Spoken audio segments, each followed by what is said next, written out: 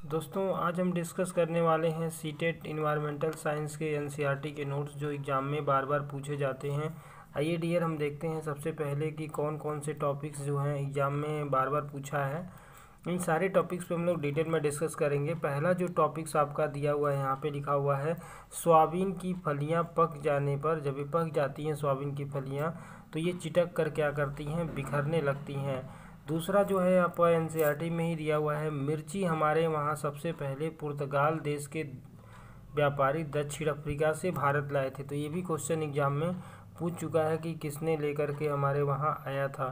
ठीक है, अगला टॉपिक्स हम लोग देखते हैं डियर। यहाँ पे लिखा हुआ है, आप अच्छे से देख रहे होंगे, जो होता है मिमंडी तांडा आम पापड़ को कहते हैं। तो क्वेश्चन पूछा जाता है कि आम पापड़ किसे बोलते हैं, तो या मिमिंडी तांडा क्या होता है। अगला दिया है डियर यहाँ पे, आंगन में गड्ढा बनाकर उसे पक्का कर टाका बनाया जाता है। देख रहे होंगे आप लोग यहाँ पे। अगला दिया है, टाका में बारिश का पानी इकट्ठा कर रखा जाता है। तो आपने देखा होगा कि मतलब जो टाका होता है उसमें बारिश का पानी क्या की जाती है, इकट्ठा करके उसको रखा जाता है, एक जगह मतलब स्टोर की जाती है उसको। अगला दिया है आपका डियर यहाँ पे कि बारिश असम में जो होती है, बारिश असम में बहुत ज़्यादा बारिश होती है, आपको पता ही होगा। यहाँ पे जो घर होते हैं वो 10 से 12 फुट ज़मीन के ऊपर बनाए जाते हैं। घास बांस के मजबूत खंभे पर में बना होता है। अंदर से भी घर के क्या होते हैं, लकड़ी के बने होते हैं। तो क्वेश्चन एक बार कई बार पूछा है एग्जाम में सीटेट ने कि असम में जो घर बनाए जाते हैं वो मतलब कितने फीट की ऊंचाई पे बने होते हैं। तो होता है आंसर आपका 10 से 12 फीट की ऊंचाई पे बने होते हैं। दूसरा क्वेश्चन पूछा है कि बांस के बल्ली के मतलब जो घर होते हैं सबसे ऊंचे कहाँ पे बनाए जाते हैं। तो भी आपका आंसर हो जाएगा, क्या होगा आपका यहाँ पे, तो असम ही आपका क्या होगा, राइट आंसर हो जाएगा। अगला देखते हैं डियर। अगला जो दिया है यहाँ पे टॉपिक्स, मैना जो होती है झटके से अपनी गर्दन को घुमाती है। ये क्वेश्चन भी कई बार पूछा है, कौन अपनी गर्दन को झटके से घुमाता है, तो मैना हो जाएगा। उल्लू पीछे तक गर्दन को अपने 360 डिग्री तक घुमा सकता है। तो उल्लू के अंदर एक क्वालिटी होती है जो वो अपने गर्दन को क्या करता है, 360 डिग्री एंगल पे ऐसे ऐसे रोटेट कर सकता है। अगला देखते हैं, यहाँ पे लिखा हुआ है डियर, कठफोड़वा जो होता है वो पेड़ के तने में छेद कर उसमें छिपे कीड़े को खाता है। तो इसीलिए वो पेड़ को क्या करता है, ऐसे कट कट कट कट करके उसको पेड़ को मतलब छेद कर देता है, जिससे वो आसानी से उसको खा लेता है। दर्जन चिड़िया पत्ते को सिल कर अपना घोंसला बनाती है।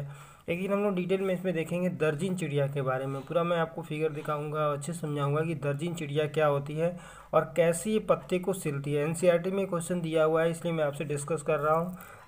गिद्ध मरे जानवरों को खाकर जगह को साफ कर देते हैं। आसमान में ऊंचाई में उड़ान भरता है। तो गिद्ध जो होते हैं ना खूब ऊंचाई पे उड़ते हैं और वहाँ पे उड़ने के बाद ये क्या करते हैं, आपका जो मरे हुए जानवरों होते हैं ना उनको भी ये क्या करते हैं, खा करके उसको साफ कर देते हैं। अगला दिया है टॉपिक यहाँ पे डियर, हांगकांग में सांप खाया जाता है। हांगकांग के लोग जो होते हैं वो सांप को खाते हैं।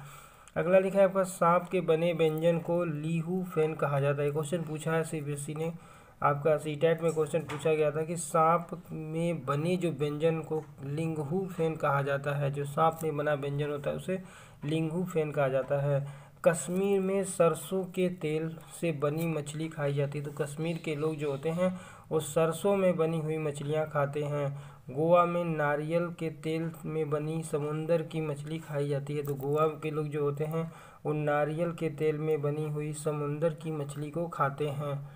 अगला दिया आपका, केरल में नारियल, केरल जो होता है वहाँ पे नारियल डली हुई करी के साथ उबला हुआ टेपियोका खाया जाता है। तो आपने अक्सर देखा भी होगा, दोनों चीज़ें घर के आंगन में उगाई जाती हैं। तो ये जो से चीज़ें आपका दिया गया है यहाँ पे, तो ये चीज़ें आपकी क्या होती है, इन जगहों पे होता है।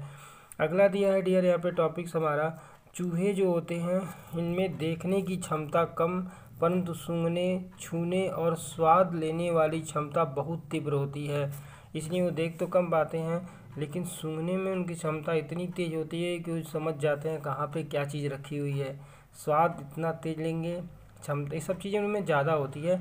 मशहूर कलाकार विष्णु चिंदालकर इंदौर मध्य प्रदेश सूखे पत्तों से अच्छा चित्र बनाते थे। तो ये ऐसे चित्रकार थे, इसने दिया है एनसीईआरटी में क्वेश्चन दिया हुआ है डियर, इसलिए मैं आपसे डिस्कस कर रहा हूँ कि मशहूर विष्णु चिंचालकर का नाम वहाँ पे दिया हुआ है, जो इंदौर मध्य प्रदेश के रहने वाले हैं, और इन्होंने सूखे पत्तों से क्या बनाया था, अच्छा चित्र बनाया था। तो ये भी क्वेश्चन सीबीएसई ने पूछ चुका है।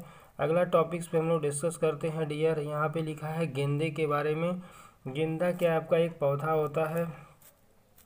अब आपका दिया चमेली क्या है, एक बेल है, और मेहंदी क्या होती है आपकी, एक झाड़ी है। क्वेश्चन कई बार पूछा है सीबीएसई ने कि गेंदा क्या है, तो गेंदा एक पौधा होता है, चमेली बेल है आपका, और मेहंदी क्या आपकी झाड़ी है। यहाँ लिखा है वहीदा फिल्म भारतीय नौसेना में क्या है आपका, डॉक्टर है। वहीदा फिल्म जो है भारतीय नौसेना में डॉक्टर। फ्रिज्म भारतीय मतलब क्या है नौसेना में, तो वहीदा फ्रिज्म जो है वो नौसेना में एक डॉक्टर। एनसीईआरटी में क्वेश्चन पूछा है कि वजीदा जो फ्रिज्म जो है वो नौसेना में क्या है, तो आपका आंसर हो जाएगा एक डॉक्टर हैं।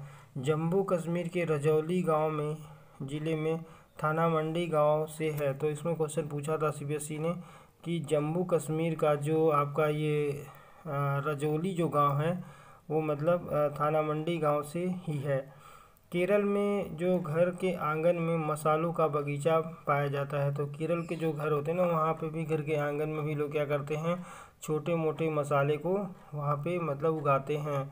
अगले टॉपिक को हम लोग डिस्कस करते हैं डियर। यहाँ पे दिया हुआ है आपका कि अगले टॉपिक को डिस्कस करते हैं। 1 मिनट डियर, थोड़ा सा स्लाइड पीछे चला गया है, आगे चला गया, थोड़ा पीछे करते हैं। इस टॉपिक को हम लोगों ने डिस्कस कर चुके थे और इसको भी हम लोगों ने देख चुका था डियर। आगे हम लोग टॉपिक को डिस्कस करते हैं यहाँ पे, यहाँ से डियर। तो देखिएगा लिखा है कि पोचमपल्ली साड़ी जो होती है की बुनाई तेलंगाना के पोचमपल्ली कस्बे के आसपास के गाँव में की जाती है। तो पोचमपल्ली साड़ी क्वेश्चन पूछा है कई बार कि इसकी बुनाई कौन से जगह पे की जाती है, तो आप बताएंगे इसका आंसर क्या होगा। तेलंगाना राज्य के पोचमपल्ली कस्बे में इसकी क्या की जाती है, बुनाई की जाती है। अगले टॉपिक्स हम लोग देखते हैं डियर। अगला जो हमारा टॉपिक इसमें दिया गया है ये हम देखते हैं। बिहू जो त्यौहार होता है वो कहाँ पे मनाई जाती है, तो असम में मनाई जाती है। और असम में जब मनाई जाती है डियर तो इसका मेन कारण क्या होती है, तो आपको पता होगा जो चावल होती है, जब ये फसल कट जाने के बाद लोग क्या करते हैं, बिहू का त्यौहार मनाते हैं। बांस और पुल पर भेला घर बनाया जाता है। उरुका गांव में के सब लोग रात को एक साथ खाते हैं। ये एक ऐसा गांव है, सब लोग रात को एक साथ खाना खाते हैं। बोरा असम में खाए जाने वाला एक चावल की किस्म होती है। अगला टॉपिक हम लोग देखते हैं, इसी में दिया हुआ है डियर की मेजी जो होती है वो लकड़ी को इकट्ठा कर जलाना होता है। पहले दिन को ही उरुका बोला जाता है, यहाँ पे टॉपिक्स में दिया हुआ है। अगले टॉपिक्स में हम लोग डिस्कस करते हैं डियर, जो यहाँ पे दिया हुआ है अबू धाबी के बारे में। इससे क्वेश्चन कई बार पूछा है। अबू धाबी में खजूर के पेड़ पाए जाते हैं। वहाँ के पेड़ को दिरहम कहा जाता है और उसको उसमें अरबी भाषा में लिखा जाता है। तो दिरहम मतलब वहाँ के नोट जो होते हैं उनको दिरहम कहा जाता है। अबू धाबी के नोट्स को दिरहम कहा जाता है और नोट के अंदर अरबी भाषा में लिखा होता है। आपने अक्सर देखा भी होगा, तो नहीं देखा होगा तो आप इसको देख सकते हैं, ठीक है। एनसीईआरटी में ऐसा दिया हुआ है। अगले टॉपिक हम लोग देखते हैं डियर, दिया हुआ है कुड़ुक भाषा। क्वेश्चन पूछा है कुड़ुक जो भाषा होती है वो कहाँ की है, तो झारखंड की है। कुड़ुक भाषा में तोरांग का मतलब क्या होता है, जंगल होता है। तो भी क्वेश्चन कई बार सीबीएसई ने पूछा है तोरांग का मतलब क्या होता है, तो तोरांग का मतलब जो होता है वो क्या होता है आपका, जंगल होता है। जंगल अधिकार जो कानून आया था 2007 में, वो 25 साल से जंगल में रहने वाले लोगों को वहाँ पर अधिकार दिलाना था कि मतलब वहाँ पे लोग जो लोग रह रहे हैं जंगल में रह कर के जीवन यापन कर रहे हैं, उन लोगों को एक अधिकार देने का काम ये कानून 2007 में जंगल अधिकार कानून आया था, जिसमें उनको एक अधिकार मिल सकी थी। अगला टॉपिक देखते हैं। यहाँ पे लिखा है कि मिजोरम में खेती की लॉटरी की जाती है, मतलब लॉटरी के माध्यम से लोगों को खेती निकाली जाती है। अगला दिया झूम खेती। फसल कटने के बाद ज़मीन को कुछ साल आराम करने के लिए दे देते हैं। ज़मीन को जो जंगल उगता उसे गिराकर जला देते हैं। तो जंगल में जो ज़मीन मतलब ज़मीन में जो भी चीज़ जंगल उगता है या जंगलों को काट करके मतलब उसको जलाई जाती है, ठीक है। तो जला करके खेती करना ही झूम खेती कहलाती है।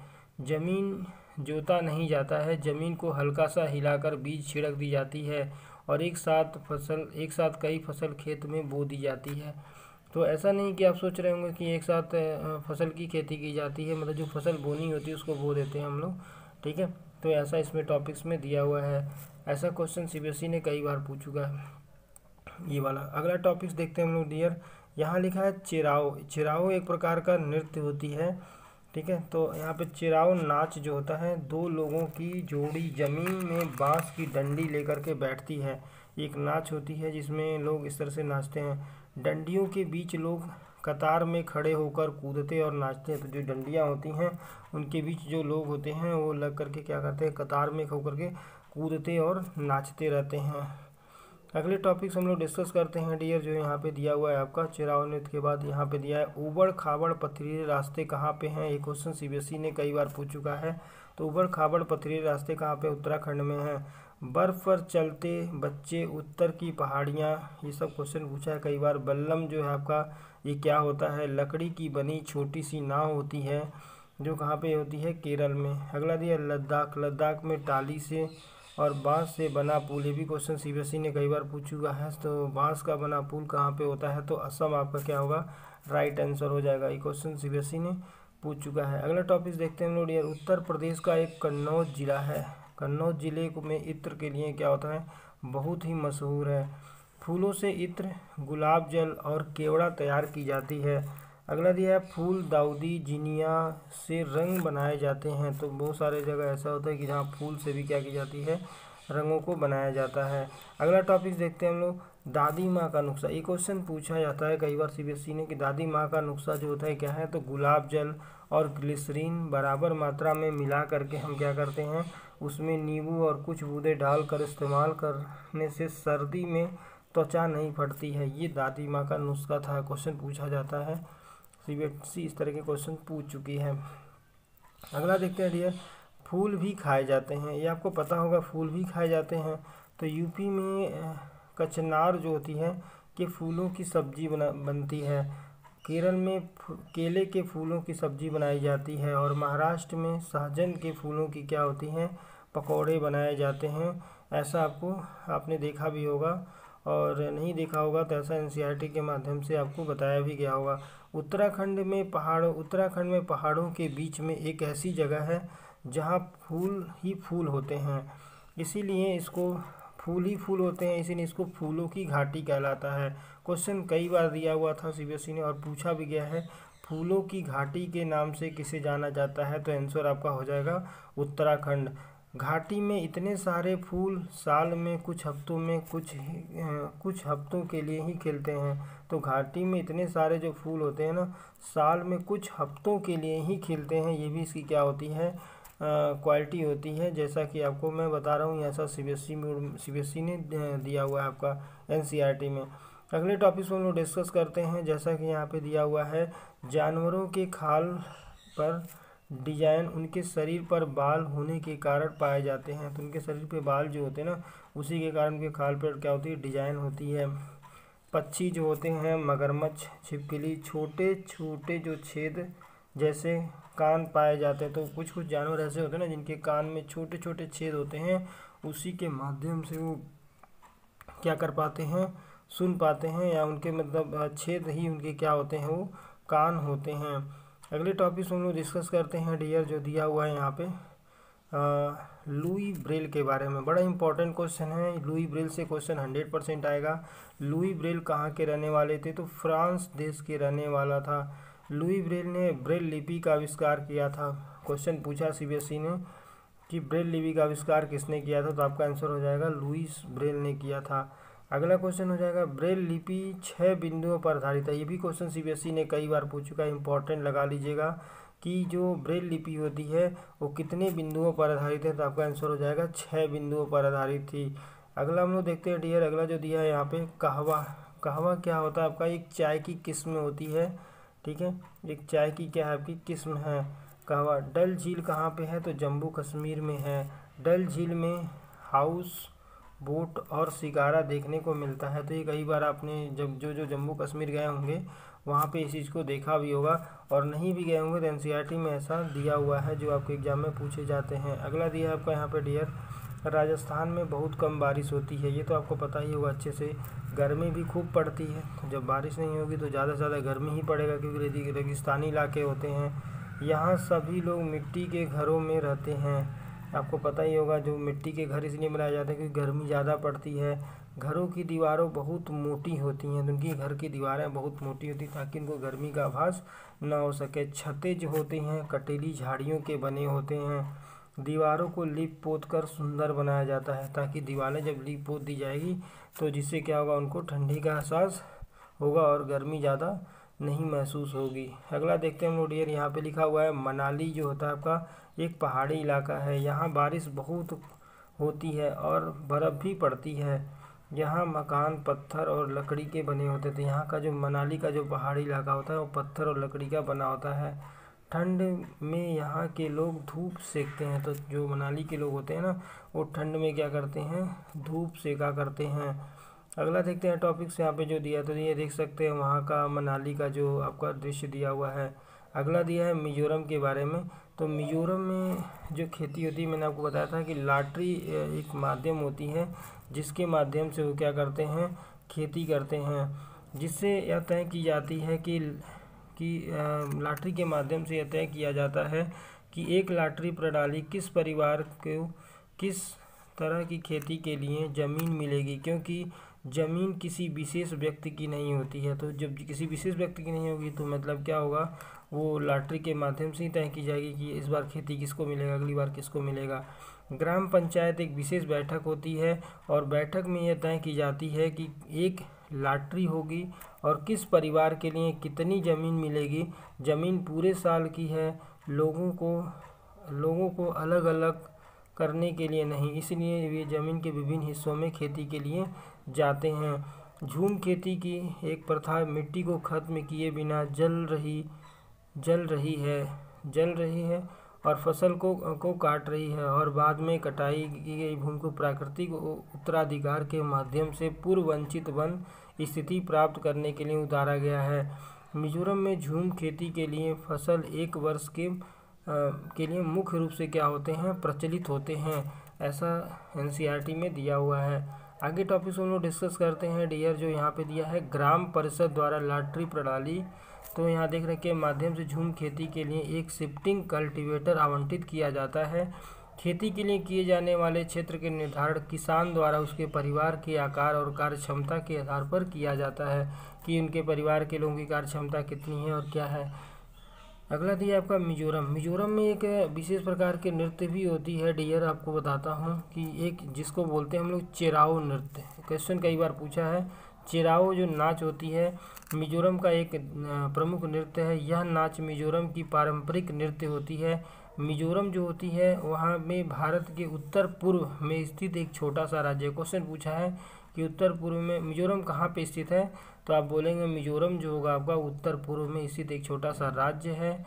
ठीक है। चेराओ नृत्य में 6 से 8 जोड़े एक दूसरे के हाथ क्या करते हैं, पकड़े हुए बांसों के से मतलब क्या करते हैं, ताली बजाते हैं, जबकि महिलाएं जो होती हैं बांस के समूह में क्या करती हैं, बीच में चरणों में नृत्य करती हैं। चेराओ जो मिजोरम में सबसे प्रसिद्ध नृत्य में से एक होता है और यह मिजोरम में होने वाला उत्सवों के अवसर पर ये क्या होता है, अवसर अक्सर किया जाता है वहाँ पे। चेराओ नृत्य की एक विशेषता ये भी होती है कि बांस की झाड़ियों का मतलब बांस की सीढ़ियों का उपयोग मतलब ये लोग क्या करते हैं, उपयोग करते हैं और ये ज़मीन पर क्या करते हैं, क्रॉस और क्षैतिज रूप से इनको रखा रहता है, जिसके कारण ये क्या करते हैं, पुरुष नर्तकी के माध्यम से वहाँ पे इस डांस को आसानी से कर पाते हैं। महिला भी नर्तकी होती हैं, वो बांस के ब्लॉक में और बाहर के जो कदम रख करके उसका प्रदर्शन करती हैं। तो महिलाएं भी इस डांस को काफ़ी क्या करती हैं, रोमांचक तरीके से करती हैं। अगला हम लोग देखेंगे झूम खेती। तो झूम खेती जो होती है इसे आमतौर पर स्थानांतरण खेती भी कहा जाता है। सीबीएसई ने क्वेश्चन पूछा है कि स्थानांतरण खेती किसे कहते हैं, झूम खेती क्या होती है, इसलिए मैं इस टॉपिक पे बार बार डिस्कस कर रहा हूँ। अगला देखते हैं हम लोग यहाँ पे झूम खेती को स्थानांतरण खेती कहा जाता है। इसका जो अभ्यास होता है वो पहाड़ी ढलानों पर की जाती है। पहाड़ी ढलानों को काटकर उसके प्राकृतिक वनस्पति को साफ किया जाता है और जो सामग्री एकत्रित कर की जाती है वह फिर उसको क्या की जाती है, सूख जाती है तो उसको जला दी जाती है। ठीक है। इसके बाद राख द्वारा उत्पन्न खाद के रूप में किया जाता है, जो खादें होती हैं उसका उपयोग की जाती है और बीज प्रसारित या मतलब तमाम जो भी चीज़ें होती हैं इसके रूप में हम इसका उपयोग करते हैं।